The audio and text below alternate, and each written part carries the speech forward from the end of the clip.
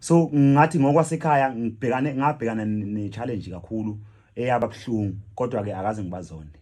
So emphakathini uyazi mawusuqala ibhizinisi noma ngabe liphi noma ngabe wenza ini into sokuyiqala khona amagama amaningi amagama afika aqala kona ancumayo amagama athi uyaforce qala kufika amaqala elithi nje uyaforce lishala ikhame yabo ngeka indawo yabona nje uyaforce ayisimbonile phethe isiginci yoshona ngale lento yakhe ayikho uswele into azoyenza.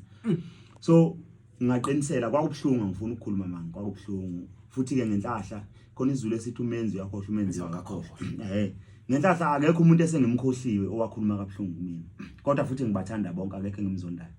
So ngingathi nje akubanga lula kodwa njengamanje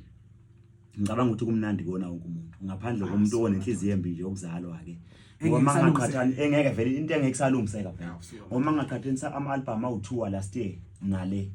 album yona engathi inkosi yama album suka inkosi yama album awufuna isikhuluma kakhulu mfowethu la ingoma ngifuna sekuyona ethi sakuzwa ngani featuring yona lapha intokazi hayi mina ngibiza ngenkabi mina ngibiza ngensizwa bathi umelo abathi sikhumba esiyayo emsakazweni wakho bese kuya kule ngoma kuningi futhi bazosiphathela khona emsakazweni wakho hamba phambili Icora FM indonsa kusa sikhumba STS bafowethu lingixolele leli gama kodwa mfowethu mina liphase mfowethu ngaphambi ukuthi uhambe mfowethu mina liphase leli gama lathi ngoma ithokozani bese kuya ngapha 03684607 mfowethu yini le owayizwa ngapha ukuthi amadoda ayifani nakuthi lana angithi ingibhudwa enqantezi yes ngidlisa